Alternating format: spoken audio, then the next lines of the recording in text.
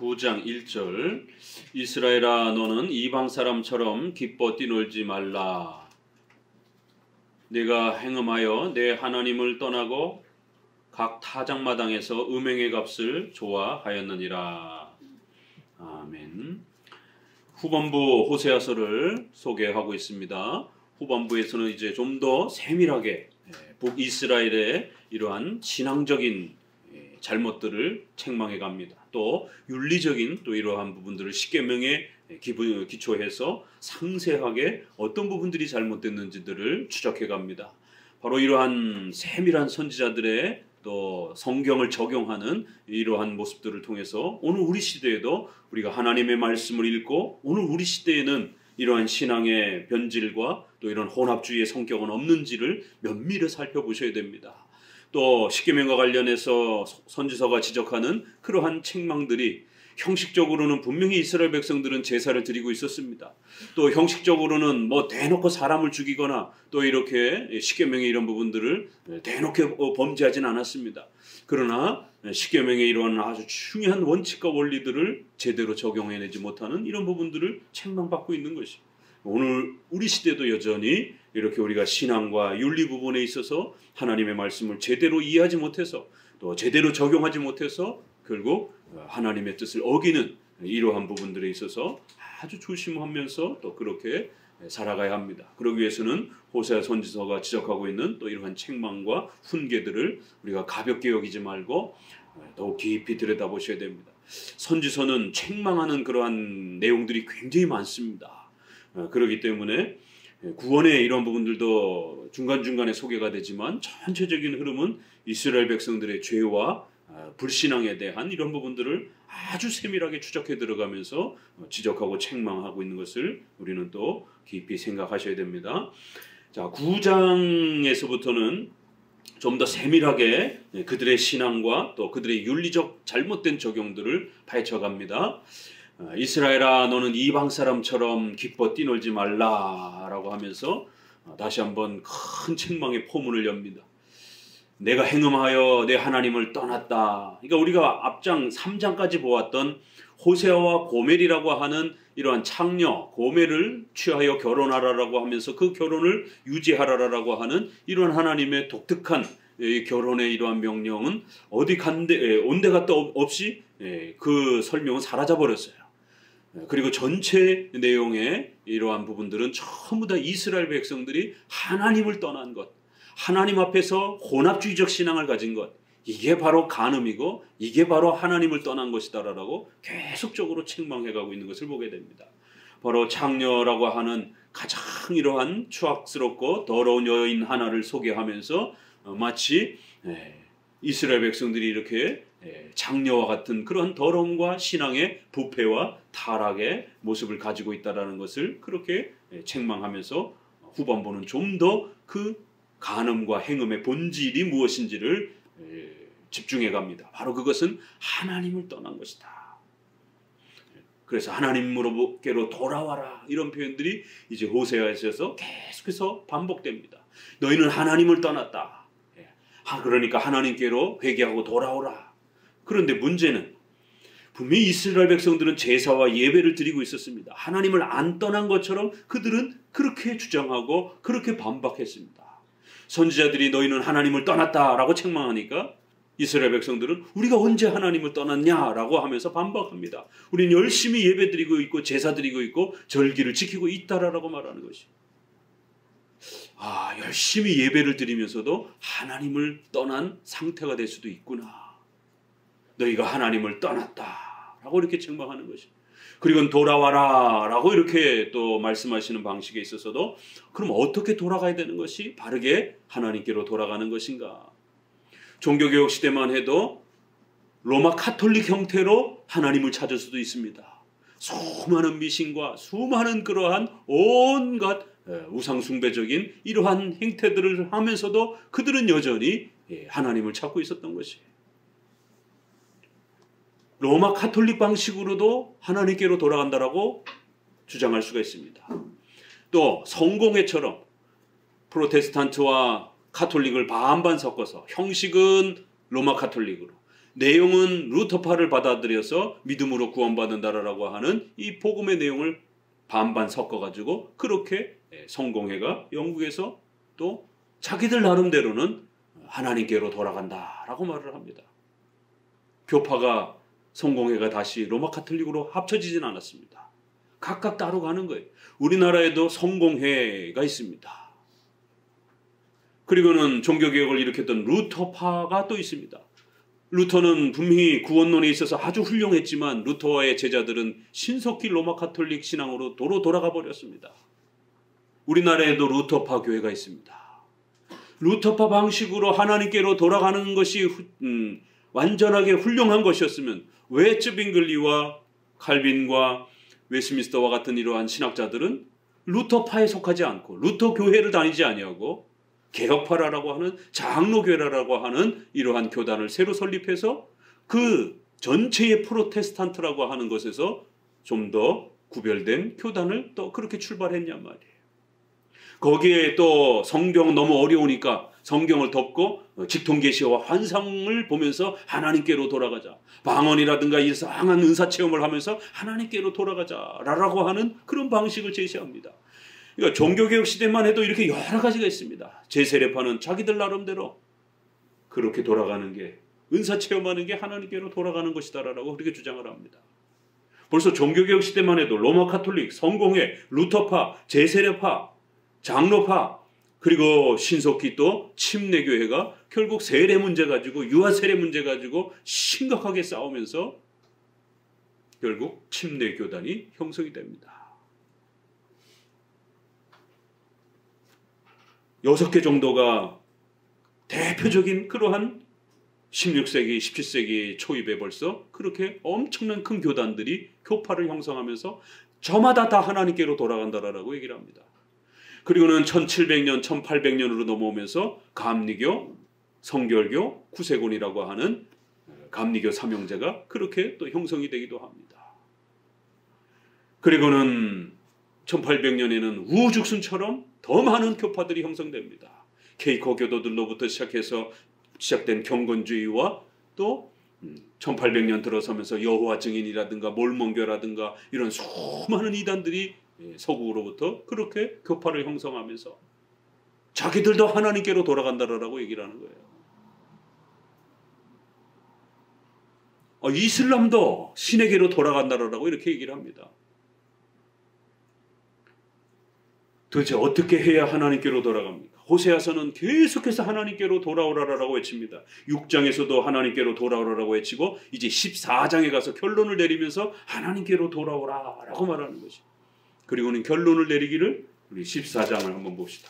전체 흐름을 잊지 않기 위해서 14장 1절을 결론으로서 봅니다. 이렇게 성경은 전체 흐름을 놓쳐서는 안 됩니다. 장이 길수록 중간에 삼천포로 빠지기가 쉽습니다. 그래서 큰 줄기와 핵심 교리를 따라서 주제를 따라서 그 문맥을 따라서 잘 읽어가셔야 됩니다. 14장 1절 2절 같이 읽도록 합니다. 14장입니다.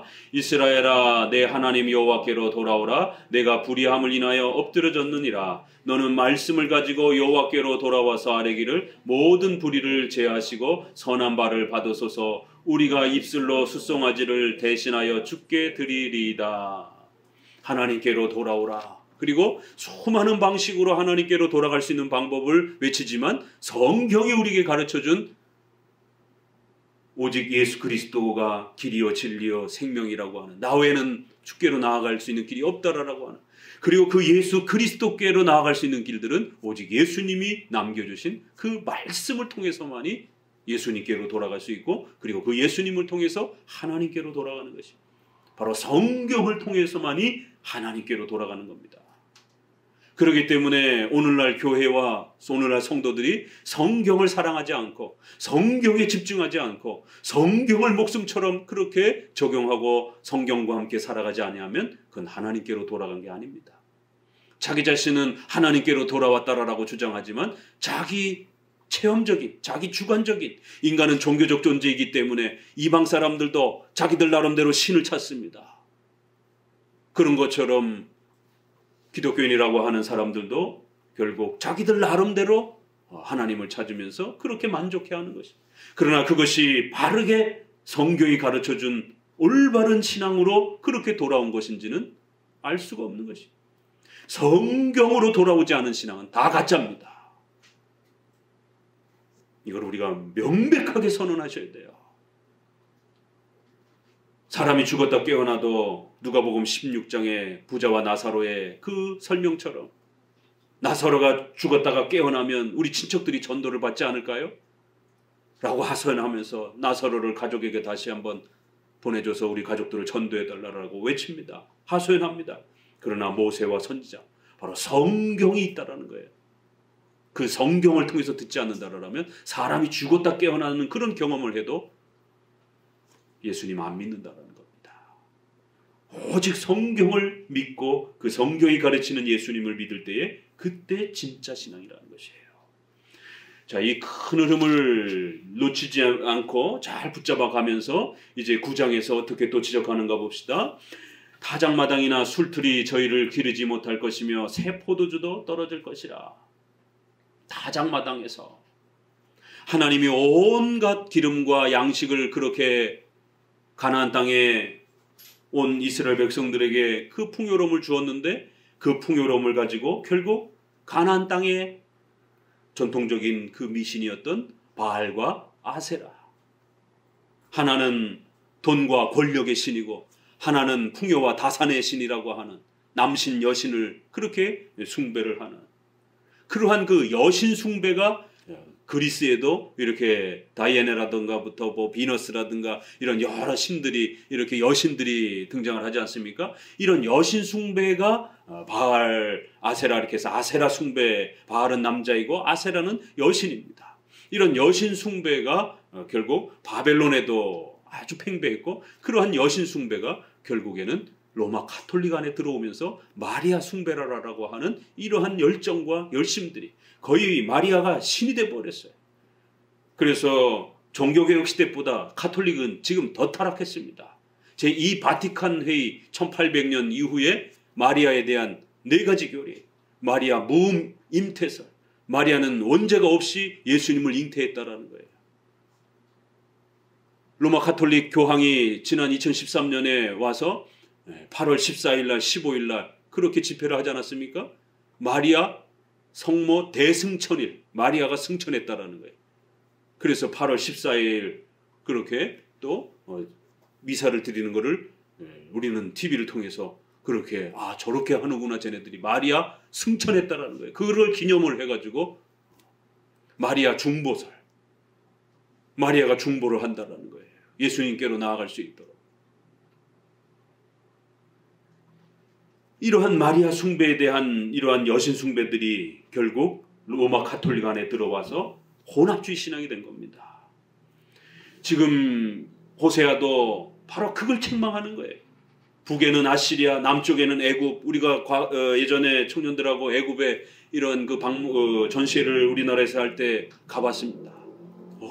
얼마나 화려합니까? 그 미신적인 그러한 부분들이 얼마나 화려한지. 또 북쪽 아시리아를 중심으로 해서 또 이러한 아시리아의 이러한 화려한 종교적인 이러한 그 화려함들, 이런 부분들이 섞여서 결국 온갖 하나님이 주신 그 재산과 부귀영화 이러한 곡식을 가지고는 그렇게 바알을 숭배하고 아세라를 숭배하는 이 타작마당이라고 하는 것은 바로 술틀에서 앞서도 계속 소개한 것처럼 그런 타작마당이나 술틀이나 또 세포도주가 떨어질 것이요 타작마당에서 음행의 값을 좋아하는도다 라고 하는 것은 바로 이렇게 바알신과 아세라신을 섞어서 하나님께도 제사를 드리고 또 그들에게도 제물을 드리면서 양쪽 신을 다 섬기는 이런 행태들이 되는 것이. 3절 저희가 여호와의 땅에 거하지 못하며 에브라임이 애굽으로 다시 가고 아수르에서 더러운 것을 먹을 것이라. 그래서 애굽으로 마음이 깃들이고 자꾸 아수르에 또 마음을 깃들이고 이스라엘 왕 중에서도 그렇게 아수르에 갔다가 외교로 아수르에 갔다가 그 아수르의 허마허마한 이러한 신전이라든가 그 신을 숭배하는 그 화려한 모습을 보고 반해가지고는 결국 이스라엘의 물두멍부터 시작해가지고 성전에 있는 기구들을 다 뜯어내고 이건 너무 볼품없다 생각하고는 아시리아의 그러한 신전에서, 이방 신전에서 그렇게 조각이라든가 화려한 그림으로 꾸며놓은 거를 그렇게 베껴가지고 성전을 변경시키는 걸 보게 됩니다. 이렇게 망가뜨려놨던 예배 제도를 결국 요시야라든가 후대의 이러한 히스기야라든가 이러한 그나마 개혁을 시도했던 이런 사람들에 의해서, 왕들에 의해서 성전에 이런 부분들을 수리하고 뜯어고치고 이러는 걸 보게 됩니다.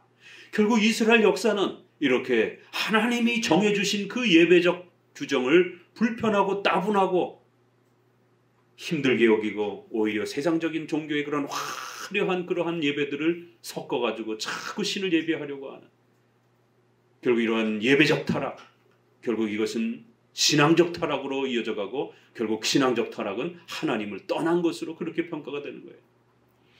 4절 저희가 여호와께 전제를 드리지 못하며 여호와의 기뻐하시는 바도 되지 못할 것이라. 저희의 제물은 거상 입은 자의 식물과 같아서 무릇 그것을 먹는 자는 더러워지나니 저희의 식물은 자기 먹기에만 소용될 뿐이라 여호와의 집에 드릴 것이 아닙니다. 열심히 그들은 예배 드리고 있다라는 거예요. 전제와 또 소제와 이러한 여러 가지 화제와 번제와 이러한 제사를 드립니다. 그러나 하나님이 기뻐하지 않는다는 거예요. 그들의 수많은 제사들은 결국 하나님이 기뻐하지 않는 것들이라는 거예요. 저희의 제물은 거상 입은 자, 집안에 누가 죽어서 장례를 치르는, 그래서 그 장례식에 있는 그러한 참여한 사람들은 이스라엘 레위기법에 의해서 시체를 만지거나 그렇게 장례식에 참석한 부정한 자가 됩니다. 장례식을 하나로 비유를 들어서 마치 장례식에 참여한 자들이 부정한 것처럼, 그들이 만지고 손대는 건 다 더러워지는 것처럼 식물과 같아서 무릇 그것을 먹는 자는 다 더러워지고 저희의 식물은 자신들만 그렇게 먹기에 배부를 뿐이라는 것이에요. 저들은 열심히 예배드렸다라고 주장하지만 하나님 앞에서는 그런 예배들, 혼합주의적인 예배들, 하나님이 명령하시지 않은 그런 예배들, 그런 예배들은 다 헛되고 하나님 앞에 받아들여지지 않는다라는 거예요. 자, 9장은 시작하자마자 예배의 이러한 타락에 대한 부분을 다시 한번 집중합니다. 우리 장로교 개혁주의만이 예배의 성경적 원리를 규정적 원리로 주장을 합니다. 규정, 성경이 규정한 것을 지켜야 된다는 거예요. 구약은 어떤 게 규정되어 있죠? 3대 절기, 6월절, 그 다음에 77이 49 해서 50번째 오순절, 77절, 오순절이라고도 하고 자꾸 반복해야 됩니다. 이스라엘이 애굽에서 살아났다는 걸 기념하기 위해서 새해를 다시 그렇게 달력을 만들어서 기념합니다. 어린 양의 피로 그렇게 우리가 애굽에서 구원받았다라고 하는 6월절, 그리고 7일 동안 무교절 같은 겁니다. 그리고 77에 49, 77절, 오순절, 그리고 7월 달에, 오늘 우리의 7월이 아니라 이스라엘의 1월이 6월절이 시작이 되니까 이들의 이스라엘 달력에 7월 15일 초막절, 장막절이라고 하는 3대 절기, 그리고는 5대 제사, 그 3대 절기에 나와서 5대 제사를 드리는 거예요. 번제, 소제, 화목제, 속제제, 속건제. 반드시 이스라엘 백성들은 이 절기와 제사를 드려야만 하나님 앞에 복을 받고, 이 절기와 제사를 드리지 아니하면 엄중한 책망을 받습니다. 이스라엘 백성들은 열심히 제사 드리고 있는 것이, 그런데 9장 1절 시작하자마자 하나님을 떠났다라 그러는 거예요. 왜일까? 왜 하나님은 이렇게 열심히 예배드리고 있는, 제사 드리고 있는 이스라엘 백성들을 향하여 너희는 나를 떠났다라고 이렇게 책망하냔 말이에요. 그리고는 하나님께로 돌아오라 이러는 거예요. 오늘날 호세아서를 읽으면서도 수많은 교회와 성도들이 같은 생각을 하는 겁니다. 우리는 열심히 예배드리고 있으니까 우리는 하나님을 떠나진 않은 거겠지. 저 교회 다니다가 지금 안 다니고 있는, 옛날에 다녔지만 지금 안 다니고 있는 사람들, 저 사람들을 하나님을 떠났다 이렇게 말하는 거겠지. 우리는 열심히 예배드리고 있는 거니까 우리는 하나님을 안 떠난 거겠지. 이렇게 착각할 수 있는 것이. 그러나 지금 이 호세아서는 바로 매주마다 그렇게 예배드리고 있는 바로 그 성도들을 향하여 책망하고 있는 거예요. 너희가 하나님을 떠났다라라라. 이유가 뭐죠? 14장에 있는 거죠. 열심히 오늘날 성도들이 예배는 많이 드리는데, 전 세계에서 한국교회 성도들이 제일 많이 예배 드립니다.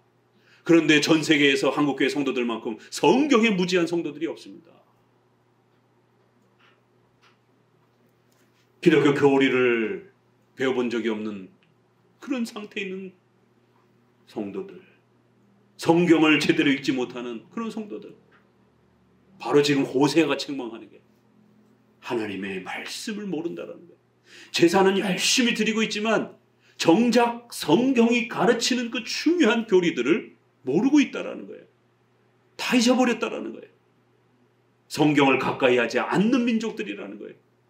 성경 없이도 예배 드릴 수 있는 그런 상태가 됐습니다. 로마 가톨릭이 중세시대에 다 성경이 라틴어로 되어 있어서 라틴어 공부를 한 사제들만 읽는 거예요. 성도들은 이 거룩한 성경에 접근하지 말라라는 거예요. 성경을 소유하면 화형당했습니다. 위클리프라든가 이런 영국의 영어로 성경을 처음으로 번역한 이런 분들 다 화형당해 죽었습니다. 존 후스라든가 성경 번역했다라고, 자국어로 성도들이 성경을 읽을 수 있도록 했다라고 화형당하는 것이, 이게 교회사 역사입니다. 로마 가톨릭은 정상적인 기독교가 아닌 것이, 성경의 무지에도 얼마든지 미사들이 가능한 거예요. 성도들은 성경을 읽을 필요가 없어요. 성경을 배울 필요가 없어요. 교리를 배울 필요가 없어요. 그저 시키는 대로만 하면 되는 겁니다. 이게 중세시대의 타락의 모습입니다. 성경에 무지하면서 제사는 제일 많이 드리고 있는 상태, 그게 중세시대인 거예요. 오늘 한국교회는 어떻습니까? 전 세계에서 예배 제일 많이 드리는데 전 세계에서 성경에 대해서 제일 무지한 교회가 한국교회입니다. 얼마 전 2, 3일 전 뉴스에 또 나오더라고요. 서구 유럽의 교회들이 이단에게, 그 옛날 사용했던 건물들이 이단에게 팔려나가고, 최근에는 술집에 팔려나가고, 이런 댄스장으로 팔려나가고, 사람들이 텅텅 비어서 과연 유럽이 기독교 국가인가? 그 건물들이 어마어마하기 때문에 뭐 일반 건물로 사용할 수가 없잖아요. 관공서로도 사용할 수 없고. 그러니까 주로 로마 가톨릭이 매입을 한다든가 이단들이 매입을 한다든가, 홀이 넓으니까 댄스장이라든가 이런 술집으로 이렇게 그런 데는 돈들이 많으니까 웬만해서 또 매입하기도 쉽지가 않잖아요. 땅덩어리도 크고 그러니까. 종교개혁을 일으켰던 그 어마어마한 지역이, 제네바, 칼빈이 사역했던 제네바는 WCC의 본부가 바로 그 제네바에 있습니다. 즈빙글리가 사역했던 네덜란드에는 전 세계적으로 공창, 창녀제도를 제일 먼저 법적으로 그렇게 확립한 나라가 되었습니다. 까무러칠 노릇이. 오늘 우리 한국교회도 이렇게 과연 성경에 무지해도 되는가? 과연 이렇게 성경에 무지해서 과연 한국교회가 우리 자녀들 세대에 남아있을 수 있겠는가 정말? 이렇게 성경에 무지해도, 이렇게 성경 공부 안 해도, 이렇게 교리에 무지해도 과연 안전한 것인가? 호세아서의 이 책망을 들으면서 멀쩡히 우리가 가만히 있을 수 있는가 정말? 오늘날 그 어디에도 규정적으로 예배 원리를 가르치지 않습니다. 성경이 가르쳐지지 않으니까 어떻게 예배 드려야 되는지를 모르는 거예요. 그저 우리가 즐거우면 되는 거예요. 성경이 규정한 그 예배를 지키라는 거예요. 그래서 규정 원리입니다. 구약에서는 3대 절기, 5대 제사, 신약에서는 세례와 성찬, 예수님이 얼마나 그게 소중하고 귀한 것인지 예수님 스스로도 본을 보이시면서 그렇게 세례를 받으셨어요. 그리고 십자가에 죽기 전에 죽음을 내다보시면서 그 마지막에 여러분이 만약에 임종 직전이라면 자녀들에게 뭘 하겠습니까? 무슨 말을 하겠습니까? 죽음 직전은 가장 인생이 소중한 시간인 거예요. 가까운 지인들에게 가장 소중한 것을 남기고 싶은 겁니다. 예수님은 그 죽음 직전에 성찬을 제자들하고 마지막으로 공적 행사로 그렇게 마련하신 겁니다. 그리고 그 위에는 더 이상 공적 사항이 없습니다. 행사가 없어요. 이렇게 세례와 성찬, 사도행전 2장 41절에 그렇게 사도들의 가르침을 따라 떡을 떼며 교제하고 기도하기에 전혀 힘쓰느니라. 이런 신약적 예배가 규정 원리로 소개가 됩니다. 우리가 좋아하는 예배가 아니고요, 하나님이 명령하신 예배입니다. 지난 2000년 동안 시편 찬송을 불러왔는데 로마 카톨릭이 그렇게 타락을 했어도 로마 카톨릭의 칸탄타라든가 이런 데 보게 되면 시편 찬송이 여전히 남아있어요. 그런데 개신교, 장로교만이 시편 찬송을 몰라요. 생전 처음 봤다라고 하는 사람들이 수두룩합니다. 고리타분하고 따분하고 지루하다라고 얘기를 하는 거예요. 종교음악이기 때문에 그래요. 일반 음악은 얼마든지 즐길 수 있어요. 그러나 종교음악은 신에게 드리는 우리의 기도와 고백이기 때문에, 찬송이기 때문에 함부로 막 그렇게 쾌락을 이렇게 자극하는 그런 음계가 높은, 높낮이가 기폭이 심한, 그래서 심장박동을 빠르게 하고, 이러한 그 심장박동이 빠르게 되면 이러한 그 아드레날린이라든가 이러한 그 쾌락적인 이러한 호르몬이라든가 이런 것들이 확 자극이 됩니다. 노래방 가서 신나게 노래 부르면 막 속이 시원한 것처럼. 그러나 종교적 예배는 수천 년 동안 엄숙해야 된다라고 하는 이 원칙을 생각해 보세요. 구약의 제사 드리러 갈 때 막 엉덩이 실룩실룩 흔들면서 그렇게 막 나갔겠어요?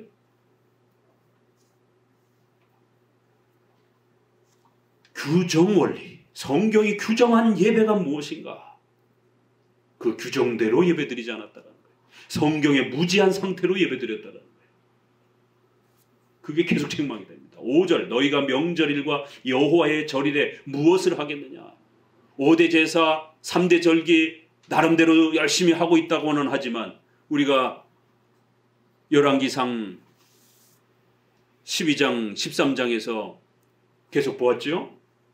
여로보암 1세가 변질시켰던 4가지 타락, 금송아지를 만들고 베델과 단에 예루살렘 외에 예배 제단 처소를 만들고 평신도를 제사장으로 삼고 7월 15일 초막절을 갖다가 8월 15일로 변경을 시키고 지 멋대로 예배 시간을 바꾸고 여로보암 1세가 결국 자신의 정치적 권력이 빼앗길까 봐 예배적 질서를 싸그리 바꿔버리는, 그러기 때문에 그 영향을 받아서 여로보암 2세까지 그 죄가 지금 연속되는 거예요. 너희가 명절과 여호와의 절일에 무엇을 하겠느냐라는 거예요. 너희들이 열심히 절기와 예배를 드리고 있다라고 하지만 나는 그거 기뻐하지 않는다라는 거예요. 내가 원한 그 예배적 규정을 너희가 다 망가뜨렸다라는 거예요. 오늘 한국교회는 지난 2000년 동안 불러온 시편 찬송을 알고나 있냔 말이에요. 교리 공부를 배워본 적이 있냔 말이에요. 루터는 소율의 대교리를 만들면서 이 교리문답은 기독교의 근본된 교리의 내용을 요약해 놓은 것이기 때문에 이 교리문답을 모르고 이 교리문답을 믿지 않는 자들은 신자가 아니다라고까지 그렇게 자신의 대요리 소율의 문답을 작성하면서 그렇게 엄중하게 권면의 글을 써서 교리 공부를 하도록 촉구했습니다. 왜 우리의 종교개혁자들은, 수많은 종교개혁자들은 전부 다 성경 번역하고 그 다음에 성경을 가르치기 위해서 각 지역마다 교리문답을 그렇게 만들었냔 말이에요. 안 만든 지역이 없어요. 프랑스 신앙고백, 독일의 하이델베르그 교리문답, 영국의 소요리문답, 대요리문답, 스코틀랜드 신앙고백, 이게 다 나라 이름을 딴 거예요. 벨직, 지금 네덜란드, 벨기에 이렇게 있잖아요. 벨직 신앙고백. 네덜란드 화란이라고 하는 도르트 지역입니다. 거기도 다 지역 이름이에요. 도르트 신조. 칼빈주 오대교리라고 하는 스위스 신조. 한국 교회만 교리 공부 안 하고 있는 거예요. 그러니까 어떻게 예배드려야 되는지 모르는 거예요. 어떻게 찬송해야 되는지는 모르는 거예요. 어떻게 설교해야 되는지를 모르는 겁니다. 자, 6절 보라 저희가 멸망을 피하여 갈지라도 애굽은 저희를 모으고 노분 저희를 장사하리니 저희의 은보물은 찔레가 덮일 것이요 저희의 장막 안에는 가시덩굴이 퍼지리라. 결국 그들은 애굽을 의지하려고 애굽의 도움을 청하려고 아수르에게로도 또 가보기도 하고 애굽을 의지하려고 그렇게 피하기도 합니다. 그러나 오히려 애굽과 아수르에 의해서 온통 고통을 당할 거라는 거예요. 7절 형벌의 날이 이르렀고 보응의 날이 임한 것을 이스라엘이 알지라.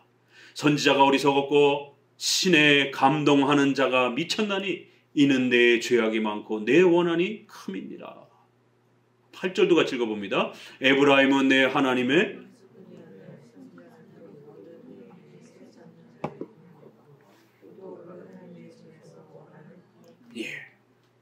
누구를 책망합니까? 바로 이렇게 예배가 타락하고 성도들이 율법을 모르고 성경을 모르게 된 상태는 1차적으로 목사에게 있는 것이 선지자들을 책망합니다. 이게 주어가 좀 번역이 상당히 좀 어렵습니다. 그래서 이스라엘 백성들이 참된 선지자들을 이렇게 어리석다, 또 멍청이다, 미쳤다라고 비판을 하는 것인지, 그러면 선지자들은 잘못이 없고 이스라엘 백성들만 잘못이 있죠. 그런데 이것은 선지자가 어리석고 선지자도 어리석고 백성도 어리석지만 선지자도 어리석고 선지자도 미쳤고, 이렇게 주어가 선지자로 읽느냐에 따라 또 이 주어를 이스라엘로 읽느냐에 따라 조금씩 주어가 바뀝니다.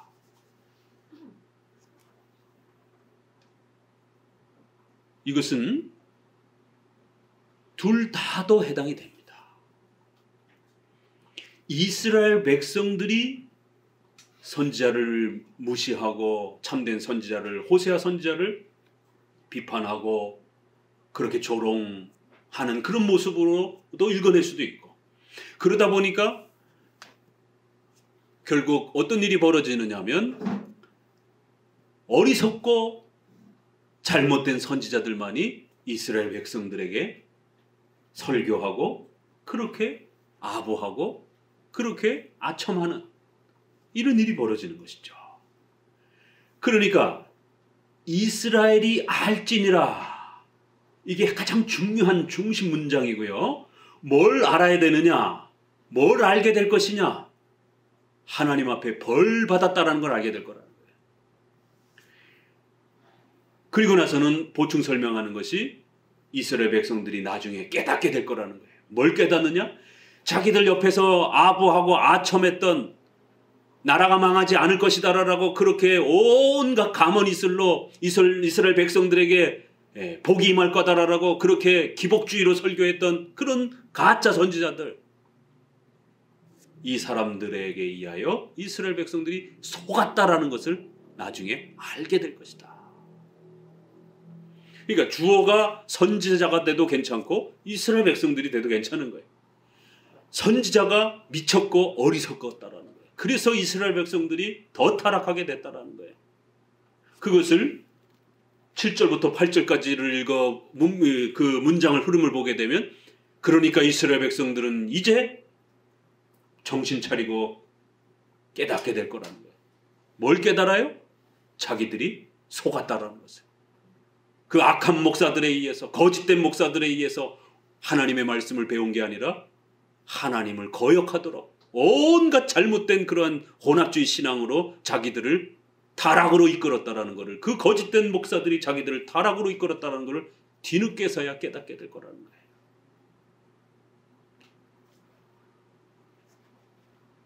이스라엘이 알지니라, 뭘 알아야 되느냐? 주어를 잘 이렇게 분별하면서 선지자가 어리석고 신에 감동하는 자, 보통 선지자를 신에 감동하는 자로도 이렇게 부르니까요. 다 선지자라는 표현이죠. 선지자가 미쳤고. 이러면서 선지자가 왜 이렇게 미쳤는가? 그건 너희의 죄 때문이라는 거예요.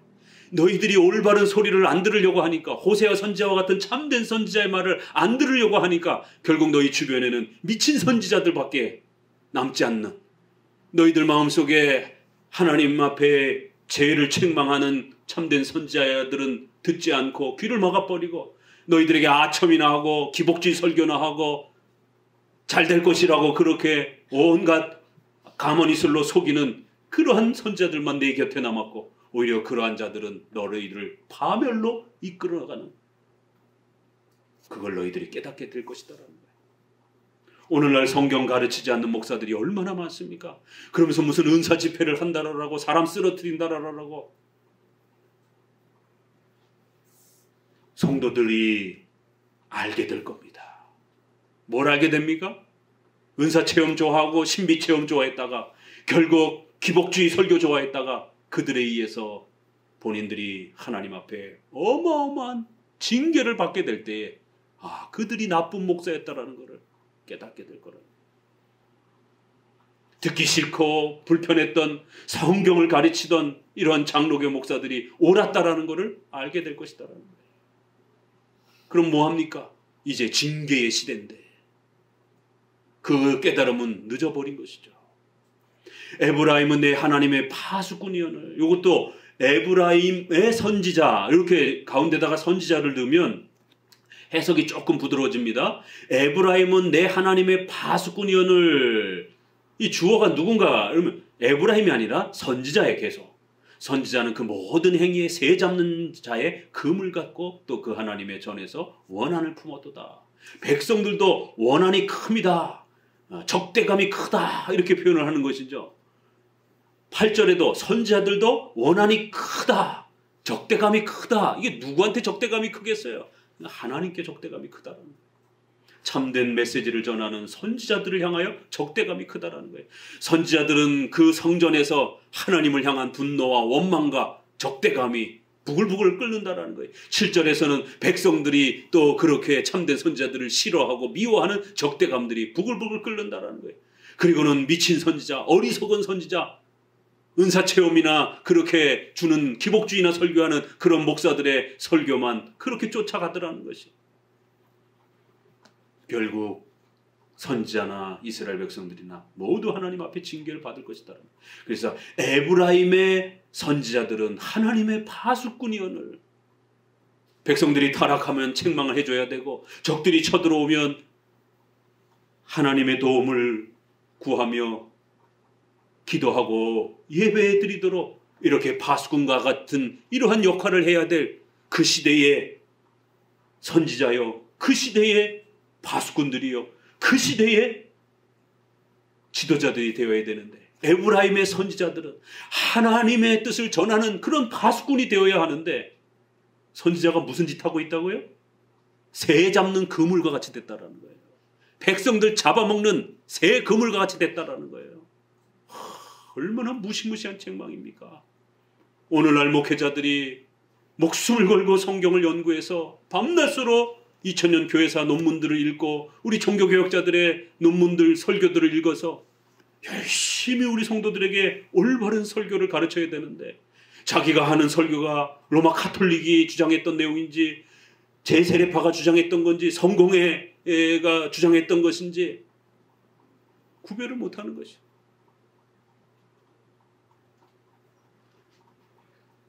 정작 종교개혁자들이 설교했던 설교는 모르는 것이에요.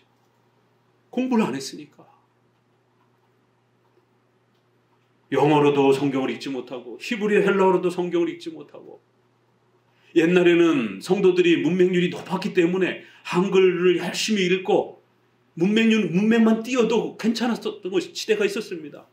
그리고는 영어 정도 이렇게 선교사들에게 배우면서 그러면 그 시대의 지식층으로서의 그런 역할을 얼마든지 감당했어요. 글을 못 쓰던 백성들이 수두룩한 시대였으니까. 그러나 지금은 웬만한 성도들은 다 고등학교 졸업이고 또 대부분이 대학 졸업인 이런 시대에 살고 있는데 어떻게 목회자가 영어 정도 읽어가지고 성도들을 가르치겠습니까? 성도들도 영어 잘합니다. 대학 수능 영어 시험 준비들을 워낙 오랫동안 했기 때문에.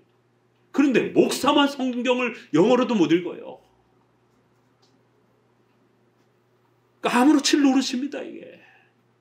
더 나아가서는 성경의 원전이라고 하는 히브리어 헬라도 못 읽는 것이. 그러면서 버젓이 설교한다라고, 은사 체험시킨다라고, 그리고는 방언으로 치유기도 한다라고.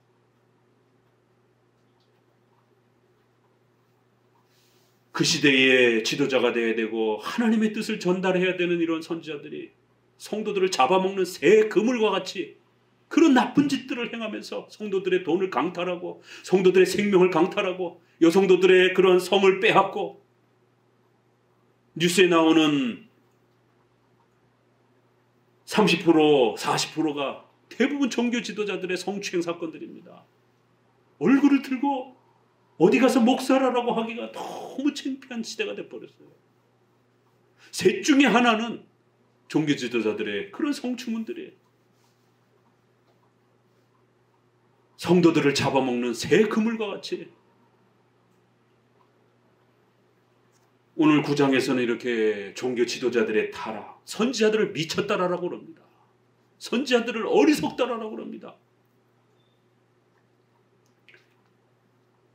여기는 개정판에는 비슷하게 그렇게 어리석고 미쳤나니 이렇게 같이 표현합니다. 목사를 향해서 무지하고 어리석고, 어리석다라는 말은 이 히브리어는 바보 천치라는 얘기예요. 이게 우리 번역은 조금 이렇게 점잖게 번역이 됐어요. 영어 성경이라든가 이렇게 좀 쉬운 성경 NIV도 좀 보세요. 바보 천치, 바보, 이런 표현입니다. 이게 히브리어는 더 센 표현이고요. 그리고 더 센 욕이 나오죠. 미치광이라는. 목사인지 코미디언인지 구별도 안 되고, 목사가 왜 개그 콘서트 나와가지고 사람들을 웃기고, 목사가 무슨 산신령이나 된 것처럼 그렇게 사람들 앞에 무당처럼 그렇게 신들려가지고 뭔가를 행하는 것처럼 퍼포먼스를 행하고, 도대체 목사가 뭔지도 모르고, 도대체 목사와 무당의 차이가 무엇입니까? 그러면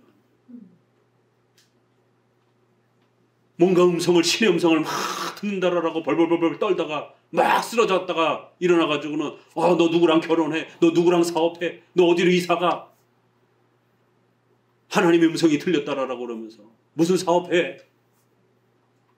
이게 뭐 점치는 겁니까? 이게 성경에 그런 게 어디 있어요? 성경을 가르치고 십계명을 가르쳐서 성도들이 바르게 예배드리고 십계명을 따라 인격적으로 그렇게 살아가도록 가르치는 것이 목사 역할인 것이. 성경을 모르니까 이런 일들이 벌어지는 거예요. 장로교만이 규정원리, 예배의 규정원리라고 가르친다고 말씀드린 것처럼 로마 가톨릭, 루터파, 감리교, 순복음교회 다 허용원리를 기본으로 합니다. 하나님이 뭔가 성경에 명백하게 이렇게 금지하지 않았으면 그건 해도 된다라고 해석을 하는 거예요. 그걸 허용적 원리라는 거예요. 그러나 우리 장로교는 성경에 명백하게 명령하고 있어야만이 그것이 예배의 요소로 들어와야 된다는 거예요. 성경에 없는 내용들은 예배의 요소로 들어오면 안 된다는 거예요. 그런데 그걸 거꾸로 해석했어요. 장로교 외의 그런 교파들은 성경에 명령하고 있지 않아도 금지만 안 하면, 금지해라 라고 이렇게 명백하게 금지를 선언하지 않으면 얼마든지 해도 된다는 거예요. 이걸 허용 원리라고 합니다. 예배의 허용 원리. 너네들이 하고 싶은 거 마음대로 해. 허용 원리. 허용, 우리 섭리 배우다가 허용적 작정 많이 들었잖아요. 예배에 있어서 이 허용이라는 단어는 굉장히 위험한 단어입니다. 신론에서는 허용적 작정이라는 단어를 써야 되기 때문에 허용이라는 단어가 아주 중요한 섭리론의 한 설명의 표현입니다. 그러나 예배론에 있어서 허용 원리는 장로교의 예배를 공격하고 파괴하는 그러한 단어입니다. 우리 장로교는 규정 원리, 성경이 명령하고 있는 것을 찾아서 그것을 예배의 요소로 지켜가야 된다는 거예요. 성경이 우리에게 명령하지 않은 것은 하면 안 된다는 겁니다. 강력한 성경 중심의 예배가 아니에요. 성경을 소중하게 여기지 않는 교파들은 어때요? 뭐 성경에 금지하고 있지 않는데 뭐 해도 되는 거지. 이렇게 생각하라는 거예요. 왜요? 성경에 집중하지 않기 때문에. 벌써 성경관이 틀어지니까 예배관이 틀어지는 거예요. 윤리관이 틀어지는 거예요. 그래서 우리 장로교는 규정 원리를 웨스민스터에서 하나님이 제정하셨다라고 웨스민스터 21장 예배론 부분에 그렇게 예배는 마음대로 우리가 막 드려서는 안 된다라고. 골로새서의 자의적 예배, 우리 번역도 잘 번역해놨어요. 내 마음대로 드리는 예배 안 된다라는 겁니다. 자의적 예배, 그건 우상 숭배에 해당이 될 수 있다는 거예요. 오직 성경이 명령하는 그 예배를 지켜가라라고 말합니다.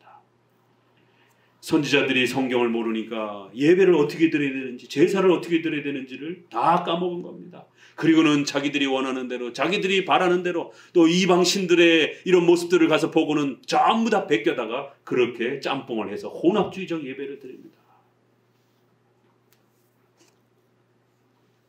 오늘날 어떤 교회들은 앞에 초를 그렇게 켜놓고, 왜 초를 켭니까? 초는 이 불을 숭배할 때 가장 고대 세계 속에서 지금까지도 많이 사용되는 그런 도구입니다. 로마 카톨릭이 촛불을 켜놓고 그렇게 예배를 집례합니다. 불교가 초를 켜놓고 영혼을 달랜다라고 이렇게 말합니다.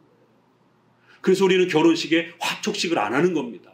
우리나라도 전통적으로 이 쥐불놀이부터 시작해서 불을 숭배하는 미신이 너무 강하기 때문에 불을 밝히면서 이제 이 새로운 신혼부부가 귀신을 내쫓고 불이 활활 타오르면서 그 가정을 보호한다라고 하는 이 불을 숭배하는 그런 개념이 화촉을 밝힌다라고 하면서 그렇게 들어온 이 결혼식이 있기 때문에 기독교인은 안 합니다. 우리가 함도 사주팔자를 보는 그러한 그 문화이기 때문에 함도 안 하는 것처럼. 그런데 개신교가 촛불을 켜놓고 강대상을 꾸미고 성경을 모르니까 이런 혼합주의들이 난무하는 겁니다. 정신 똑바로 차리셔야 돼요. 기독교인들 중에 집에다가 카톨릭인들처럼 마리아상 펼쳐놓고 거기다가 상 조그맣게 해놓고는 촛불 켜놓고 집에다가 제단을 쌓는 이런 또 형태의 모습들을 절대로 따라하면 안 됩니다. 큰일 납니다. 그렇게 하면. 자, 계속 좀 더 봅시다. 결국 9절에 저희는 기브아 시대와 같이 심히 패괴한지라 여호와께서 그 악을 기억하시고 그 죄를 벌하시리라. 기브아 시대와 같이 타락했다. 이 한마디 한마디를 읽어내려가면 가슴이 애려옵니다. 도대체 이스라엘 백성들이 이렇게까지 잘못했나? 예배를 이렇게 제사를 이렇게 많이 드리고 있는데 선지자는 미쳤고 바보 같고 무지하고 성도들은 성경에 무지하고 그 타락의 모습이 어떻다? 기브아 시대와 같다. 기브아 시대를 한번 봅시다. 사사기 19장입니다. 성경에서 가장 타락했다라고 하는 시대가 이 사사기 시대입니다. 그 사사기 시대 중에 가장 더 타락한 그 모습을 설명한 것이 19장 기브아 시대입니다. 이스라엘 백성들을 이렇게까지 타락했다라고 책망하라는 거예요. 19장 22절 사사기 19장 22절 같이 읽어봅니다. 그들이 마음을 즐겁게 할 때 그 성읍의 비류들이 그 집을 에워싸고 문을 두들기며 집 주인 노인에게 말하여 가로되 내 집에 들어온 사람을 끌어내라. 우리가 그를 상관하리라. 이 소돔과 고모라 때도 이 단어를 썼죠. 이 단어가 성관계, 특별히 동성연애와 관련된 단어입니다. 여자하고 이러한 남녀의 성관계도 아니에요. 손님이 들어왔다라니까, 남자 손님이 들어왔다라는 소식을 들으니까 새로운 것에 흥미를 느끼면서 끌어내라는 것이, 우리가 성적으로 좀 가지고 놀아야 되겠다라는 것이. 23절 집주인이 그 사람이 그들에게로 나와서 이르되, 같이 읽습니다. 아니라 내 형제들아 청하노니 악을 행치 말라. 이 사람이 내 집에 들어왔으니 이런 망령된 일을 행치 말라. 보라, 여기 내 처녀 딸과 이 사람의 첩이 있은즉 내가 그들을 끌어내리니 너희가 그들을 욕보이든지 어찌하든지 임의로 하되 오직 이 사람에게는 이런 망령된 일을 행치 말라. 하나 무리가 듣지 아니하므로 그 사람이 자기 첩을 무리에게 붙들어내매 그들이 그에게 행음하며 밤새도록 욕보이다가 새벽 미명에 놓은지라. 동틀 때의 여인이 그 주인의 우거한 그 사람의 집 문에 이르러 엎드러져 밟기까지 거기 누웠더라. 그의 주인이 일찍 일어나 집을 문을 열고 떠나고자 하더니 그 여인이 집 문에 엎드러지고 그 두 손이 문지방에 있는 것을 보고 그에게 이르되, 일어나 우리가 떠나가자 하나 아무 대답이 없는지라. 이에 그 시체를 나귀에 싣고 행하여 자기 곳에 돌아가서 열받아가지고 이제 29절 또 같이 읽어봅니다. 그 집에 이르러서는 칼을 취하여 첩에 시체를 붙들어 그 마디를 찍어 12덩이에 나누고 그것을 이스라엘 사방에 두루 보내매 그것을 보는 자가 다 가로되 이스라엘 자손이 애굽 땅에서 나온 날부터 오늘날까지 이런 일이 보지도 못하였다 생각하고 상의한 후에 말하자 하니라. 이러면서 이제 이스라엘 백성들이 결국 전쟁을 자기들끼리, 민족들끼리 그 지역에 있는 이 베냐민 지파를 초토화시키는 이제 이런 일이 벌어집니다. 야, 이스라엘 백성들 속에서 이방인도 아니고 성도들 사이에서 이런 일이 벌어지는 거예요. 지금 남 얘기할 때가 아니죠, 우리가. 왜요? NCCK, 한국의 진보단체라고 하는 감리교, 성결교, 순복음교회 웬만한 교단들 다 들어가 있습니다. NCCK, 통합측, 기장. 연일 동성애 합법화시키고 차별금지법 통과시키라고 그 대표 목사들이 청와대 앞에서 작년, 재작년에도 문재인 정부 끝나기 전에 반드시 이거 끝내고 물러나라라고, 퇴임하라라고, 진보 정부가 있을 때 이거 만들어 놓고 나가라라고 연일 데모하고, 지금도 마찬가지고요. 오죽 데모를 또 심하게 했으면 오세훈 시장도 그걸 막지 못하고 열었잖아요. 아니, 지금 불신자들이 동성애를 합법화시켜달라고 요구해서 아우성쳐서 난리가 아니고 목사와 성도들과 교회들이 동성애 빨리 허락해달라고, 차별금지법 빨리 허락해달라고, 교회가 전도하는 거 금지시켜달라고, 선지자들이, 목사들이 미치지 않고서야 어떻게 이럴 수가 있는가. 종교 차별을 너무 세게 하고 있다는 거예요. 한국 기독교는 타종교를 무시한다는 거예요. 기독교에만 구원이 있다라고 전도를 한다는 거예요. 개종 전도 금지, 개종을 목적으로 전도하지 못하게 해달라는 거예요. 종교 차별이라는 겁니다. 아니, 장애인 차별이라든가 남녀 차별 같은 거 빨리 법 통과시키세요. 그건 우리 장로교도 요구하는 거예요. 그런데 왜 거기다가 종교 차별의 문제를 집어넣느냐 말이에요. 이 종교가 저 종교가 차별하지 못하도록, 특별히 기독교가 개종을 목적으로 타종교를 강제로 그렇게 전도하지 못하도록 동성애 빨리 합법화시키라. 지금 이게 우리의 얘기입니까? 호세아 시대의 얘기요? 사사 시대의 얘기입니까? 호세아 선지자가 그 시대를 바라보면서, 북이스라엘을 바라보면서 선지자들이 미쳐가고 있다는 거예요. 목사들이 미쳐가고 있다는 거예요. 목사들이 성경을 모르니까 미쳐가고 있다는 거예요. 새 잡는 그물과 같이 그렇게 망가져 있다는 거예요. 마치 기브아 시대와 같다. 기브아 시대가 어떤 시대인가? 성도들 사이에 동성애가 난무하는 거예요. 그래서 기껏 보호한다는 게, 이 손님은 좀 보호해라, 내 딸하고 이 사람의 처가 있으니까 차라리 여자를 데리고 가서 성폭행을 해라. 왜 자꾸 남자를 건드리려고 하느냐. 아니, 손님을 보호하려고 애쓰는 것까진 좋았는데, 그렇다고 자기 딸하고 그 사람 부인을 무리들한테 내던져 놓고 밤새도록 성폭행을 당해가지고 여성이 그 고통 때문에 죽었어요.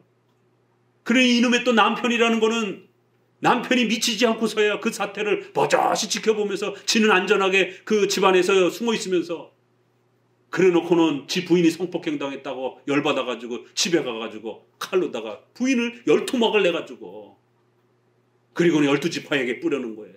대표들에게. 내가 이런 폭행을 당했다라고. 누구한테 폭행을 당했냐 했더니 베냐민 지파 기브와 이 족속 기브와 이 지역에서 당했다라고. 그러면서 하나님의 이름으로 모이는 거예요. 아, 우리 성도들 사이에서 어떻게 이런 일이 일어날 수 있느냐 이러면서 그 백성들은 아주 전멸을 시켜야 된다. 그래가지고 이제 10장에서 민족 상쟁의 전쟁이 벌어지는 거지. 너무 많이 죽여가지고 한 족속에 전멸될 위기가 놓이니까 이러다가 우리가 한 지파 없어지겠다. 별짓을 다 합니다. 그 여자들까지 이제 피해를 당하고 그러니까 남자들이 여자들이 너무 많이 죽어서 우리 남자들이 결혼할 여자가 없는데 어떡하느냐. 제사 드리러 오는 그 무리 가운데 여성들을 강제로 납치해가지고 왜요? 자기네들이 맹세해가지고 절대로 이 족속에게 결혼이라든가 이런 목적으로 자기들의 딸을 주지 않기로 맹세를 했기 때문에 하나님 앞에 우리가 맹세했으니까 절대로 너희들한테 여성을 줄 수 없으니까 그러면 맹세에 너희가 피해갈 수 있도록 강제로 몰래 여자들을 훔쳐가라. 그러면 우리도 맹세를 어긴 게 아니고 너희도 살아남을 수 있고. 이 얼마나 악독한 짓입니까? 그 기브아 시대, 사사기 중에서도 가장 타락하고 더 타락한 그 모습이 기브아 시대. 그 기브아 시대와 같다. 오늘 우리 시대의 목회자와 성도들이 동성애를 빨리 합법화시켜서 성의 자유로움을 확보하라라고. 불신자들은 오히려 그 그 동성애 그룹들이나 겨우 그렇게 목소리를 낼 정도예요. 그들은 어떤 인력, 돈, 조직 이런 게 강하지 않기 때문에. 교회는 어마어마하잖아요. 그 조직이라는 게. 교회가 안 나서면 합법화되지 않습니다. 조직력을 갖추고 강력하게 국가에 이렇게 영향력을 끼칠 수 있는 것은 일반인들은 누가 그런 거 신경이나 씁니까? 자기들 밥 먹고 살아가기도 바쁜데. 그러나 교회는 조직력을 갖고 있기 때문에 어마어마한 힘을 발휘할 수 있단 말이에요. 하나님이 주신 그 소중한 힘과 돈과 인력을 가지고 교회를 파괴하고 하나님의 뜻을 파괴하는. 미치지 않고서 진짜 어떻게 이렇게 할 수가 있는가. 자기 부인을 토막을 내놓고는 자기가 폭행을 당했다라고 그렇게 노발대발 소리를 지르고. 기브아 시대와 같다. 탄식하는 거예요. 10절 옛적에 내가 이스라엘 만나기를 광야에서 포도를 만남같이 하였으며 너희 열조보기를 무화과 나무에서 처음 맺힌 것 첫 열매를 봄같이 하였거늘 저희가 바알부올에 가서 부끄러운 우상에게 몸을 들임으로 저희의 사랑하는 우상같이 가증하여졌도다. 비유를 하나씩 살짝 이렇게 끌어옵니다. 왜 우리가 차도 찻잎 그 차가 굉장히 맛있잖아요. 비싸고 녹차 같은 경우도 그렇고 봄에도 이렇게 새싹 두릅 같은 거 이런 것들도 새싹 처음 날 때에 그런 거 생각하시면 되는 거예요. 무화과도 찻잎의 첫 그 열매가 순이 이렇게 열이기 때문에 굉장히 부드럽고 맛있는 이제 이런 걸로 역사적 평가가 나는 겁니다. 그렇게 소중하게 하나님이 만들어줬는데 마치 무화과 첫 열매처럼 그렇게 대우해 주셨는데 그렇게 값지고 귀한 것으로 만들어주고 여겨줬는데 그 힘과 권력을 가지고 바알 숭배하는 바알부올 이게 바알의 이제 이 히브리식 표현으로 이렇게 또 표현을 하는 겁니다. 우상 숭배를 하고 있더라는 거예요. 11절 에브라임의 영광이 새같이 날아가리니 해산함이나 아이뱀이나 잉태함이 없으리라. 자 이제 하나님이 어떻게 정죄하고 벌 내리시는가 보라는 거예요. 이게 이제 호세아서의 시편처럼 시편 137편이나 이렇게 저주시가 있죠. 그런 것처럼 이것도 시의 운율처럼 매려가지고 저주를 이렇게 선언합니다. 어떤 저주가 쏟아지나 보세요. 성도들에게 어떤 벌이 임하는가 보세요. 해산함이나 아이뱀이나 잉태함이 사라져버릴 거라는 거예요. 하나님이 모든 가정마다 잉태를 막아버릴 것이다라는 거예요. 출산의 기쁨을 전부 다 차단시켜버릴 거라는 거예요. 혹시라도 12절 저희가 자식을 기를지라도 내가 그 자식을 없이하여 한 사람도 남기지 아니할 것이라. 내가 저희를 떠나는 때에는 저희에게 화가 미치리로다. 내가 보건대 에브라임은 아름다운 곳에 심긴 두로와 같으나 그 자식들을 살인하는 자에게로 끌어내리로다. 전쟁을 일으켜서 하나님께서 그 이스라엘의 자식들을 부모들 앞에서 전부 다 죽일 것이다라는 거예요. 요 저주와 정죄의 선언 이후 30년 뒤에 722년에 똑같이 성취가 됩니다. 북아시리아에 의해서 이스라엘 백성들이 초토화되는 것이에요. 이게 마지막 회개의 기회 때였던 겁니다. 14절 여호와여 저희에게 주소서 무엇을 주시려나이까 청컨대 배지 못하는 태와 젖없는 유방을 주옵소서. 선지자가 뭐라고 지금 기도하고 있어요? 하나님 절대로 이스라엘 백성들의 여인들에게 잉태의 축복을 주지 마시고 저들에게 아이를 기를 수 있는 그 어미의 젖을 주지 마옵소서. 전부 다 젖이 메마르게 하옵소서. 아이가 굶어 죽게 해 주옵소서. 얼마나 무시무시한 형벌의 선언입니까? 15절 저희의 모든 악이 길갈에 있으므로 내가 거기서 저희를 미워하였노라. 그 행위가 악함으로 내 집에서 쫓아내고 다시는 사랑하지 아니하리라. 그 백성들은 다 패역한 자니라. 이 길갈 여호수아가 여리고 강을 요단강을 건너고 나서 여리고 전투와 이렇게 이런 전투를 치르는 그 과정 속에 길갈에 돌무더기를 쌓고 하나님 앞에 언약을 맺는 그 소중한 예배 처소였던 것이에요. 그 예배 처소가 다 부패하고 혼합주의적인 그러한 형태로 예배 처소로 다 망가져 버렸다는 거예요.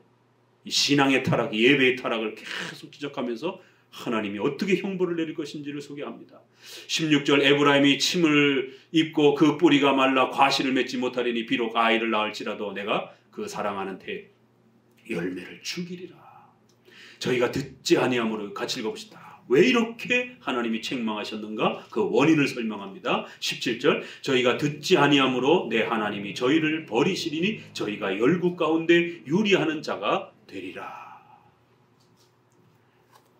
하나님께로 돌아와라. 어떻게 해요? 말씀을 배우고 말씀을 듣는 방식으로 교리를 배우는 방식으로 돌아오라는 거예요.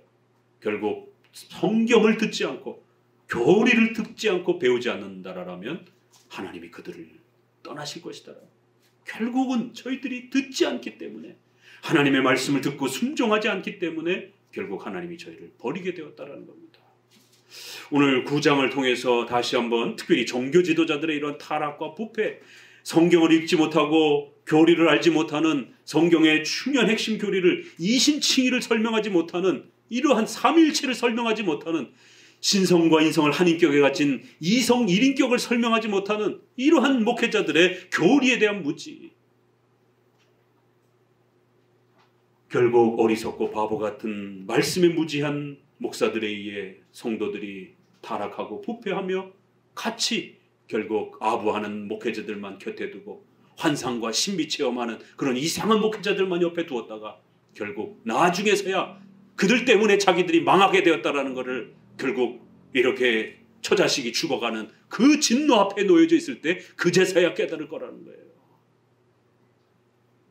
이렇게 선지자의 무지와 타락 때문에 예배의 타락, 그리고는 결국 그들의 삶 전체가 붕괴되는 하나님의 진노와 정죄와 책망을 받게 되었다라고 이렇게 9장은 아주 엄청난 메시지가 두렵고 떨림으로 선언되었던 것입니다. 오늘 우리 시대에 그냥 그대로 적용해도 별반 차이가 나지 않을 정도로 지금 우리 사회가 그토록 심각합니다.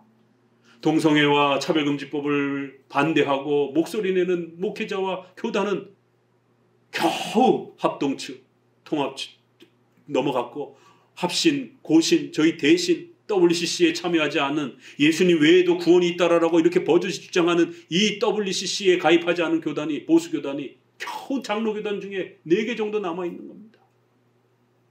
심각한 거예요. 목회자가 동성애 반대했다라고 그렇게 정치적으로 압박을 받고 고발을 당하고 이런 일들이 버젓이 벌어지고 있는 것이 오늘 우리 시대인 겁니다.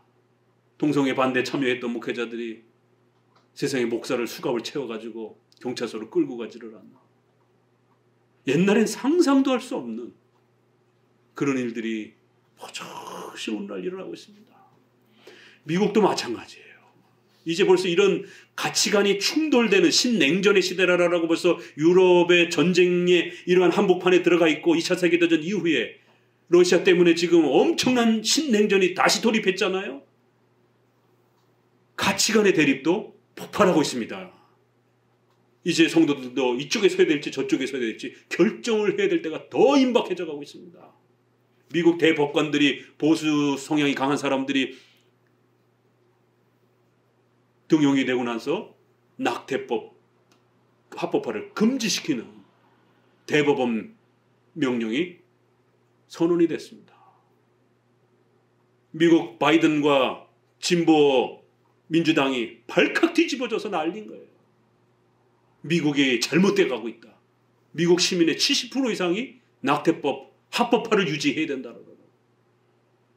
야, 미국이 기독교 나라였는데, 기독교인들이 세운 나라인데, 성경에 손을 얹고 아직도 선서하고 대통령이 되는 나라인데, 세상에 낙태법 합법화를 금지했다라고 미국이 지금 망가져가고 있다라고 설문조사가 나왔는데 70% 이상 미국 시민들이. 그리고는 캘리포니아를 중심으로 해서 민주당을 지지하는 이런 전통적인 주들이 그 대법원의 판결을 거부하는 이러한 주단위 법들을 계속해서 지금 발표하고 있는. 다음은 차별금지법. 동성애. 미국 대법원에서 미국도 지금 죽느냐 사느냐에 지금 갈림길에 서 있는 거예요. 그 대법원에서 만약에 동성애 합법화 금지로 또 이제 대법원이 또 선언을 하게 되면 나라가 이제 두 쪽이 납니다. 이제 미국도 보세요. 거기에 트럼프가 불을 질렀던 것이고 그러한 가치관의 대립들이 과거에는 그저 그냥 정치적인 그런 갈등 정도였지만 이제는 엄청난 기독교적 가치관을 좀 더 지키는 쪽이냐 아니면 반기독교적인 그러한 가치관을 옹호하는 그러한 정당과 정치가와 그러한 사람들이냐.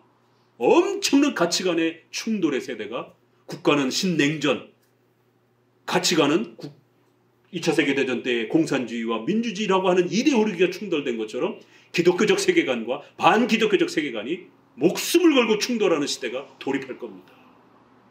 두고 보세요. 벌써 이미 시작이 됐습니다. 중간에 어정쩡하게 서 있을 수 없습니다. 이제는 우리는 반드시 기독교적 가치관을 지키겠다라고 선언하셔야 되는 것이에요. 우리는 낙태법 합법화를 절대 반대한다. 동성애 절대 반대한다. 차별금지법 반대한다라고 떳떳하고 분명하게 목소리를 더욱더 내야 되는 시기가 한 걸음 한 걸음 다가오고 있습니다. 목사도 성도도 마찬가지. 그것 때문에 혹시라도 직장에서 혹시라도 여러분의 어떤 삶에서 부당한 이익을 법적인 어떤 불이익을 받는다 할지라도 과감하게 목소리 내야 되는 때가 올 수 있다는 거예요. 서구처럼 빵가게 하다가 동성애 케이크 만들어 달라니까 거부했다가 고발당해가지고 엄청난 그러한 벌금을 물기도 하는. 그래서 그 가게 주인이 새로 이제 가게를 문 닫을 정도로 엄청난 타격을 입어서 가게를 주변의 도움을 통해 가지고 새로 뭐 이렇게 뉴스도 나오더라고요.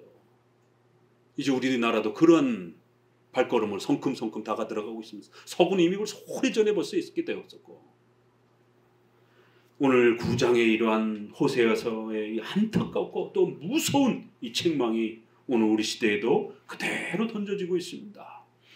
다시 한번 하나님 앞에 마지막 기회라 생각하고 대한민국을 살려주시옵시고 우리 대한민국에 있는 교회를 살려주시고 우리 성도들을 살려달라고 하나님 앞에 간절히 기도하며 탄식하며 또 회개하는 그러한 또 역사들이 반드시 일어나도록 하나님 앞에 엎드려야 할 것입니다. 기도합니다.